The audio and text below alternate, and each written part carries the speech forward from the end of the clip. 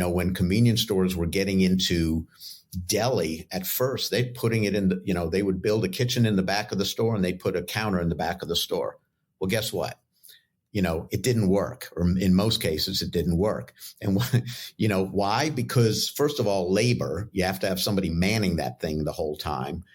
Secondly, you're only getting those people who are hungry to go back there. You're missing all the upfront impulse. Pizza in convenience stores, that's impulse. Chicken is impulse. Anything you put on the counter is impulse. So if you can put it on the counter, put it on the counter. Yeah, counter is the most valuable real estate in a convenience store. Welcome to Winning at Work, the podcast for foodies, founders, and food and beverage professionals. If you wanted to discover a new brand, a new food or beverage to try, there are literally thousands of companies out there. It is very difficult to do that. That's why we curate the different, the better, and the special brands here each and every week, so you don't have to do the heavy lifting. If you're a founder and you're looking to connect with other like-minded executives, we make that very easy. And if you just work in the food and beverage industry and you're looking for fresh inspiration, we have that here in spades. This episode is sponsored by Temple. Congratulations, you're selling in retail. But the competition is fierce and your brand is surrounded by similar products. How will consumers find you? Let Temple show you an innovative retail sales solution. Click on the Attract Consumers link below. Need to attract great employees? Click on the Hire Now below and we'll show you how to use your culture to help you stand out. Stay tuned for this week's episode. Welcome to Winning at Work, everybody. If you're on a road trip, you're obviously stopping in convenience stores or gas stations. Obviously, you're going to be, picking up your gas. You might run in and check out maybe a beverage. You've noticed there's a huge trend happening in gas stations is that they are now incorporating more and more food. Where I am up in the mountains, you've all heard me talk about, I kind of joke about the gas station Subway. I've joked about these other places because we don't have a lot up here. So I'm noticing like inside these gas stations, we're getting more and more food. Dan, I don't know if I was reading this, if it was Forbes, I forget where I saw this article about you, but it was like the best chicken chain you've never heard of. There was some like really, really clever title. I'm like, wait a minute. I'm in food and beverage. I've heard just about all the different chains. So I'm researching more and more into Dan Shapiro. He's the CEO of Krispy Krunchy Foods, which is a chicken chain inside of gas stations. I had never heard of it.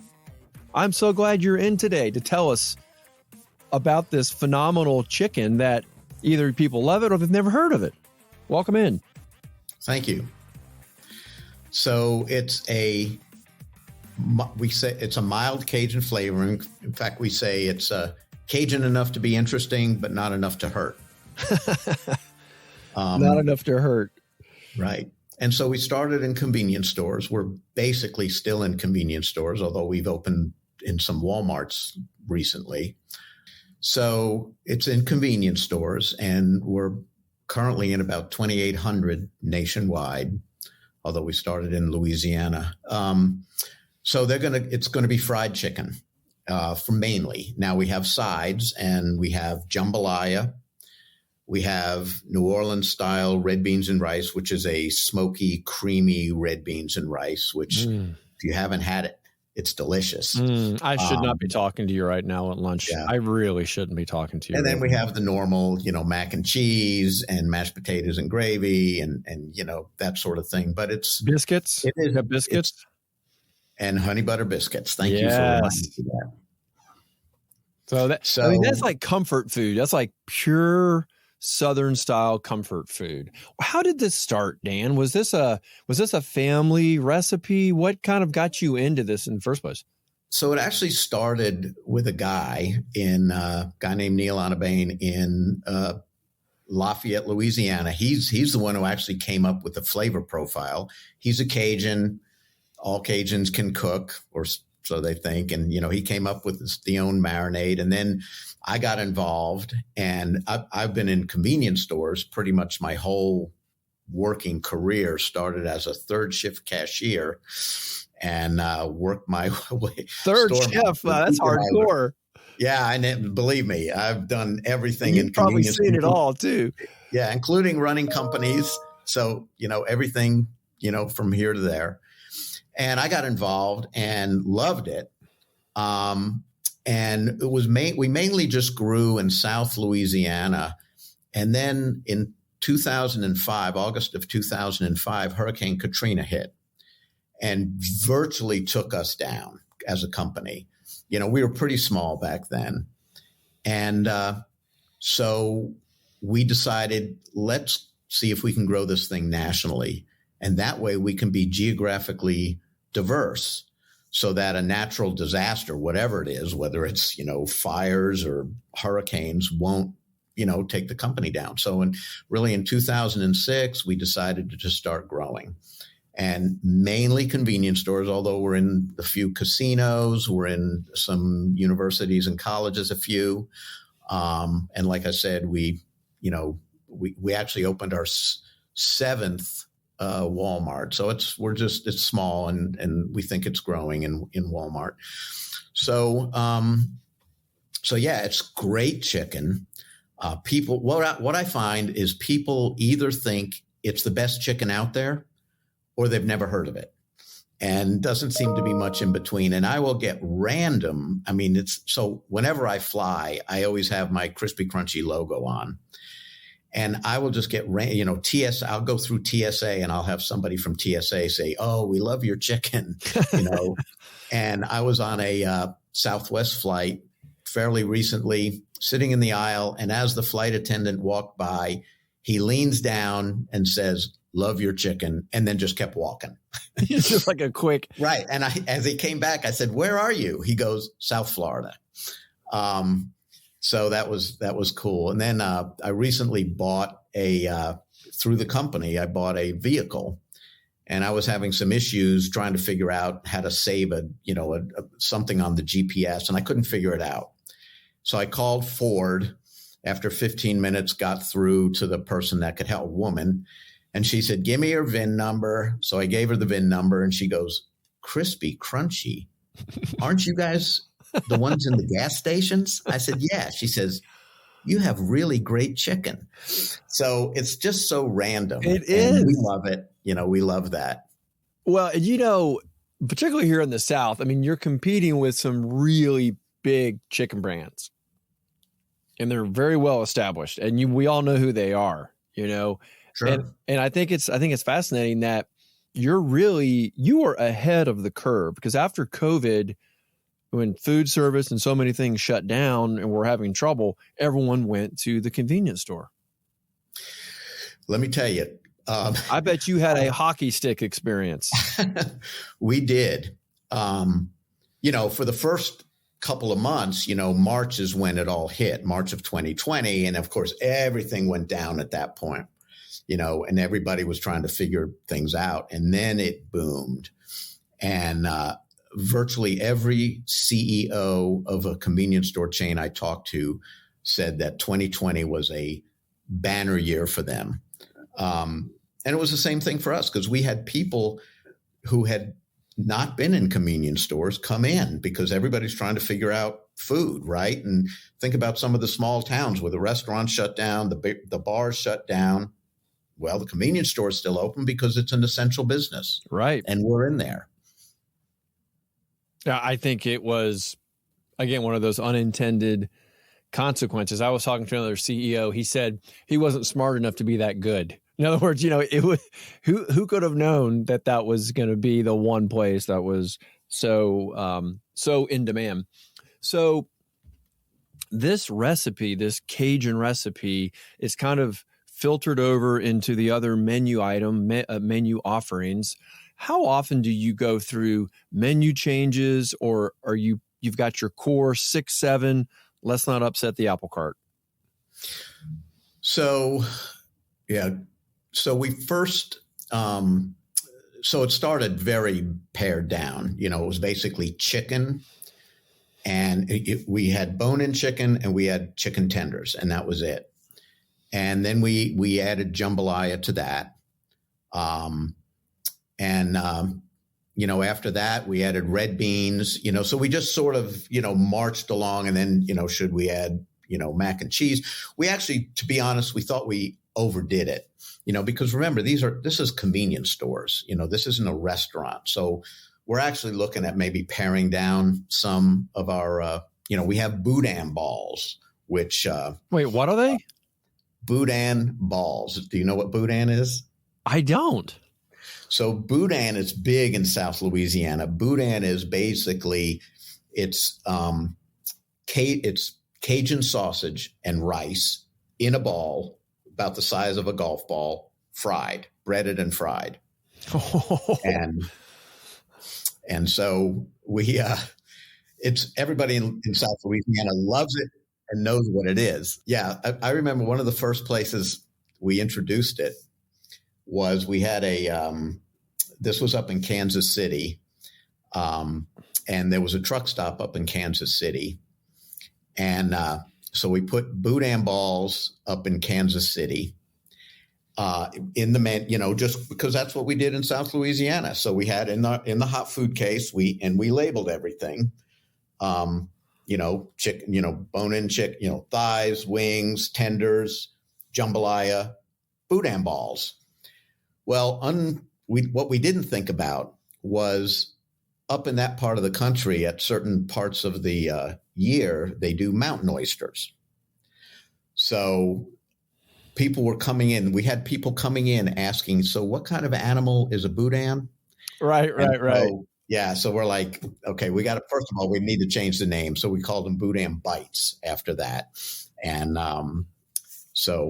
but what we find is what animal part is this? Yeah. You got it. You can fill in the blanks from there. Right. Exactly. Because we're like, yeah. So, that's hysterical. Anyway, so it's one of those things that once we get it in people's mouths, they love it.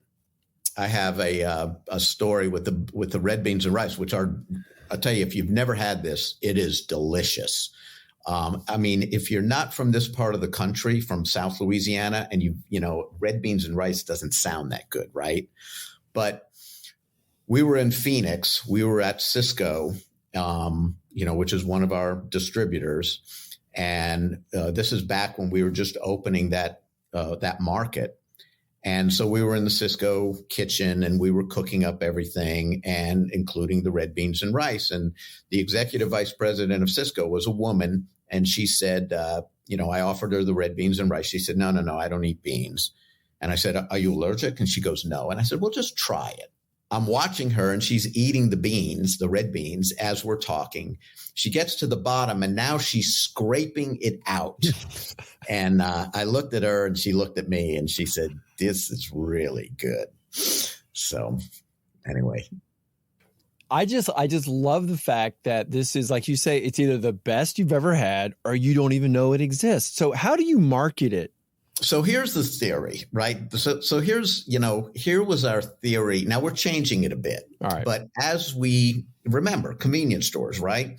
So the theory was brand it up, make it look like it's real. It's not somebody's brother-in-law in the back room cooking, look like it's a real, franchise, QSR, in the store, and it'll sell. And the theory is, or the model is, put our concept in a place where people are already coming for a different reason, brand it up, and then, it'll sell. So we don't spend a lot of money. In fact, not a lot, well, very little money on advertising. We don't, because unlike, say, Popeyes or KFC or McDonald's or any of those guys, we don't have to convince you to pull into our parking lot. You're already there for a different reason. And what we do is we brand it up and we'll get a percentage of those people coming in, to buy it. Plus the fact that we're part of a business We don't have to do that same kind of, and we don't do the same kind of volume that a Popeyes or a McDonald's does. But, you know, it makes the operator enough extra money that it's worthwhile. The other thing we've discovered is that when we put it in a convenience store, their merchandise sales go up for a couple of reasons. One is you're not going to come in, you know, for your cigarettes and then buy chicken without buying something to drink. So, you know, your fountain drink and your drink sales will go up. But in addition to that, what happens is when we put our concept in a convenience store, we try to create buzz in the area, you know, coming soon and everybody, you know, so you'll get new people in the location just to see what it is. They'll keep a percentage of those customers. So now they have some new customers coming in to buy their beer, cigarettes, soft drinks, get fuel, etc. Yeah. So when you say merchandise, you just mean anything in the store. You don't Correct. mean you didn't. When you said merchandise at first, I'm sorry. I was thinking branded merchandise like shirts and hats, but you're just no. Yeah, sorry. Convenience. Yeah, beer, anything. cigarettes, soft drinks, chips, candy, whatever. Whatever they came in for. Yeah, they're getting a lift all the way across. So, how effective then is if you do market at the pump? Have you found that to be like putting the flyers and the tags and the, you know, wrapping something outside? Because look, a percentage, they don't go in. They don't. Yeah, that's a good question. It's moderately effective, a bit effective, because there are people that, yeah, I'm going to pull up at the pump, I'm going to pay at the pump, and then I'm leaving. You know, so how do you convince that person to come in? And so it's a percentage. I think it's not a big percentage, but everything, you know, think about this. If 20%, which is about the right number, if 20% of the people that walk in that convenience store buy chicken, if we can get that 20% to 22%, we've increased our sales by 10%, you know, right. in that store. So how can we do that? You know, so, you know, one of the things that we talk about doing in a convenience store is put the hot food case on the sales counter. Why? 2 reasons. Saves on labor, you know, because you don't have to, it's not somewhere else and you have to have somebody standing there manning it. You know, you can use that cashier who's, you know, ringing up the cigarettes as well as, you know, grabbing the chicken. The other thing is it increases the impulse. You know, if I'm standing there, you know, ready to pay for my whatever I got, and I'm looking at this well-lit, you know, stocked, you know, hot it must smell fantastic. Chicken, right? And I'm like, God damn, that looks There's good. Some chicken right there, you know. You know, yeah, give me a couple of those tenders. So, yeah, you know, I'm convinced that a big percentage of our business is from people that walked in the store with no intention of eating. And the fact that it's there. Yes, I would think that would be high. That's the impulse buy. It looks so good. You're getting a drink. Why not throw a chicken leg in there or whatever? Right, exactly. And some of those beans. I think it's fascinating. And of course, now you're giving more revenue, more opportunities to that operator. So let's talk about really, how do you go to market with this strategy? You mentioned Cisco. So obviously you're working with some of the big boys when it comes to distribution. But when you get into identifying and talking to new operators, what's working for you guys, Dan? So So first of all, just, we're in 2,800 C-stores. We will open probably close to 500 stores this year. And we'll probably lose 150, because that's just churn. We got a bit of churn. There's 150,000 convenience stores in the United States. About 90,000 of them are independents, which is surprising to most people, because think of what that means. 2/3 of the C stores are owned by somebody that has 10 stores or less. That's what's considered an independent. So it's not a Circle K, it's not a 7-Eleven, it's not a Wawa, et cetera. So the white space that we have, as you can tell, is pretty big. So we look at 2 things. So first of all, we have to vet the store. So what does that mean? Well, they have to have a certain number of, it has to have a certain amount of foot traffic. Otherwise, it just doesn't make sense for the operator, to spend the money on equipment and et cetera, so first of all, we got to vet the store. And then the second thing is we got to vet the operator. We have operators that are good convenience store operators, but are really not very good food operators. They don't get it. And they don't understand this is not a roller grill program. You have a restaurant. You're not throwing an old dog on a. Yeah. You have a restaurant in your store and you have to treat it that way. And that's the tricky part. It's easy to vet a store because then it's just, it's just transactions, right? Vetting an operator is a little trickier, so we go through some things to try to vet the operator and make sure we have a good operator and also that the operator understands what it is he or she is getting into.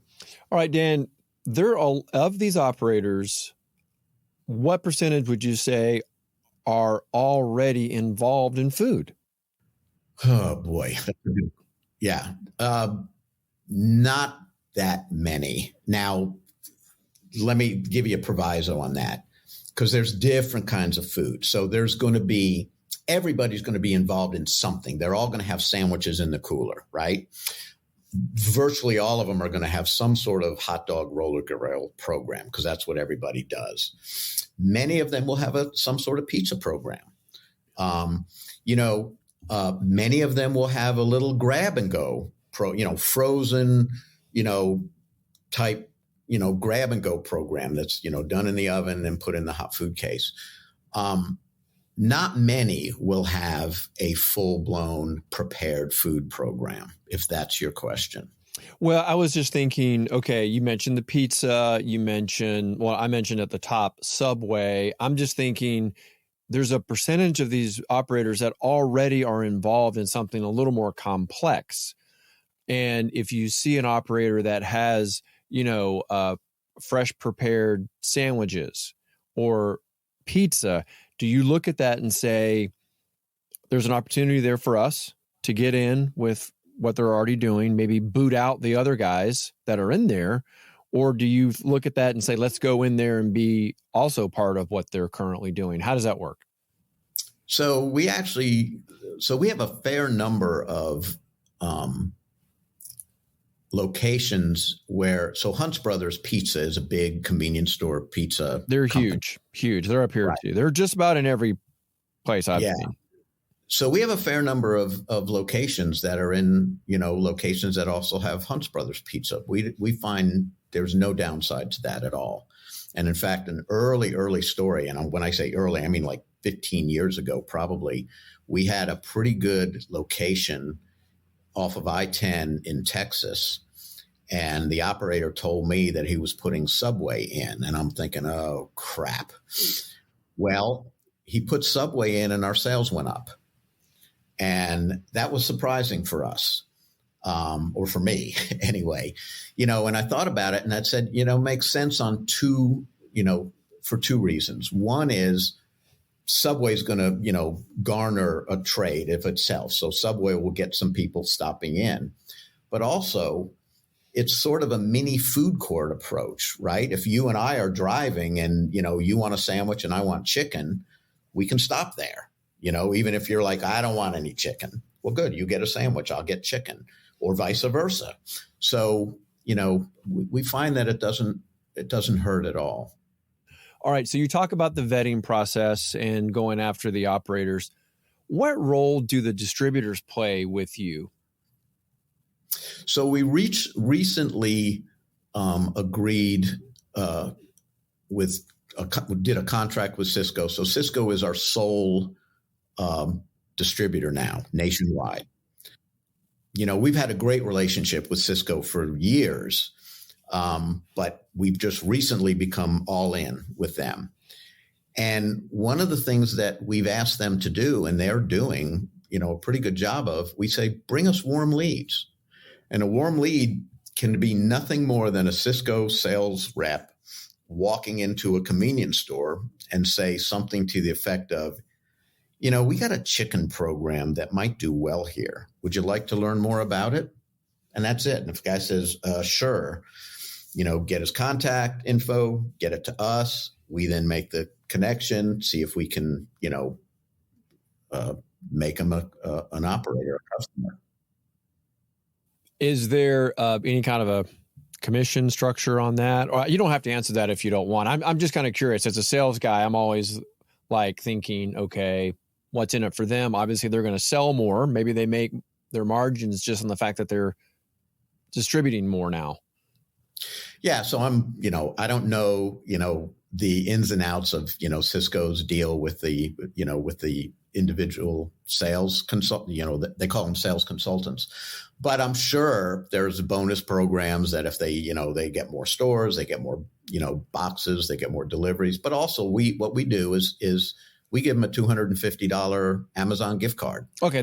Or anyone that we got it can make, into an operator. So, Okay. So that you've answered it. You establish kind of the guidelines that you want to provide back to Cisco for giving you the warm lead. Correct. As we start to wrap up, I think this category is still untapped. And we've had other guests on that have products that are selling in gas stations. Tell us just in general, maybe kind of a high level, what are the trends that you're just seeing happening right now? Many of them are trying to get into food and trying to figure out how to get into food because, there's margin and sales involved. Traditionally what has happened to convenience stores over, the last 20 or 30 years is, traditionally the big three have been fuel, cigarettes, and beer. Those are big pieces of their business. So cigarettes, everybody knows what's happening to cigarettes. Prices have gone up dramatically. Volume is going down. Beer, what's happened with beer for convenience stores is traditionally, and I'm talking, 25 years ago, you'd make 35% gross profit on beer. That's because everything you sold was 6 packs and 12 packs. Well, guess what? Now it's 24 packs, 32 packs. So, your margin on beer has gone down. What's happened with fuel is credit card fees. Credit card fees are huge because, they don't make margin percentage. They make cents per gallon. So they may make, typical convenience store may make, between 20 and 30 cents per gallon. Well, you're also paying close to 3% on credit card fees.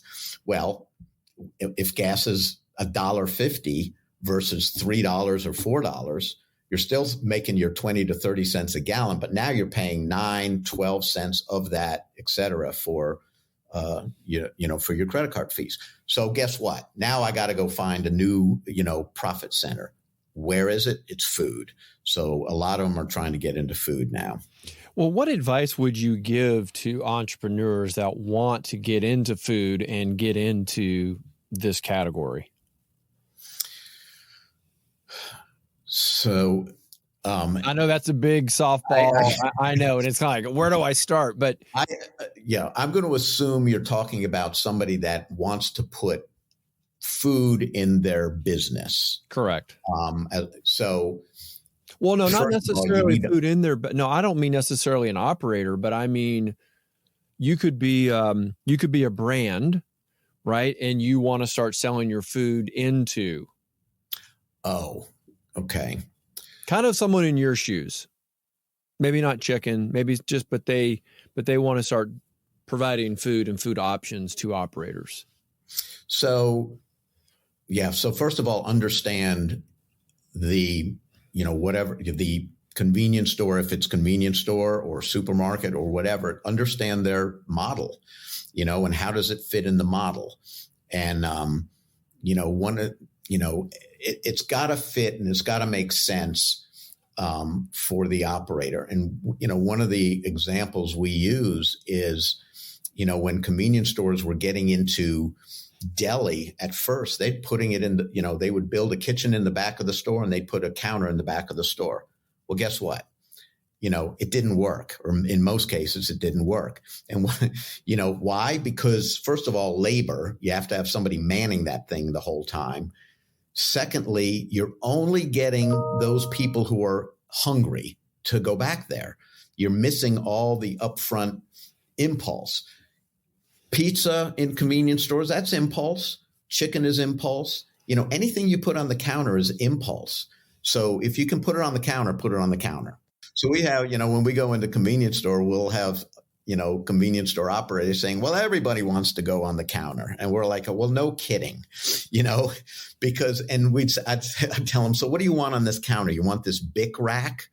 You want this Tic Tac rack, or do you want something that's going to do $1,000 a day at a 50% gross profit?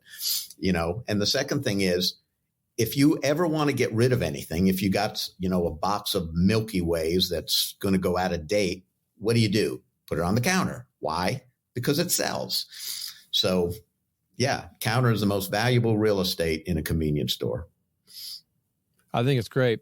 Well, so you said you're targeting maybe 500 stores this year. What can we look forward to in the future, aside from maybe new locations to try Krispy Krunchy? So, great question. We're looking at, some new, not what we call non-traditional markets for us, colleges, universities, things like that. We're dealing more with chains, convenience store chains as well. Traditionally independents have been our sweet spot. And now, we're still looking at independents, but we're also, looking to get into some chain, larger chain convenience stores. I think it's great. So if people want to go online and discover where they can find Krispy Krunchy, what's the best website to go to? And are you guys on socials? Do you do any? I didn't even ask you about that. Do y'all do any of those, funny videos and, try to get viral? So, what's interesting is we have fans that have posted hilarious TikTok videos. So it's not what we do, it's what they do. We are on social, we are on social. The website is our website. It's Krispy with a K, Crunchy with a K. So krispykrunchy.com. Pretty simple. Pretty simple. And there's like a store locator? Yep, there is. That's awesome. And we got to keep checking about those towns nearby me. Maybe you need to give them a little kick in the pants and say, look. Right. Well, we got a couple. So. We got some food influencers that want to come by and try this Krispy Krunchy. Dan, great talking to you again. And I'm just really, I'm thrilled that we can kind of expose more people to the best kept secret. Do you remember that article we're talking about? I can't remember that. So it started. Yeah. So the way it started was, started with a Wall Street Journal article where they were interviewing one of the celebrity chefs, and I'm forgetting his name, but in the article he mentioned Krispy Krunchy and said that there's a little bodega. This is in New York that sells Krispy Krunchy chicken, and he says whenever he has people from out of the United States come, he takes them there. He says, because this is America's fried chicken. And we were blown away. We're like, holy crap, Wall Street Journal. Well, from there, Thrillist then did an article on us. And they're the ones who came up with America's best fried chicken chain you've never heard of. That's it. And there's our title for the podcast. Right. So, we were beyond excited when that happened. As I'm sure you can imagine. Oh, it's what every entrepreneur wants, is that great PR. Dan, great talking to you again here on Winning at Work. We look forward to seeing what comes next. All right. Appreciate it.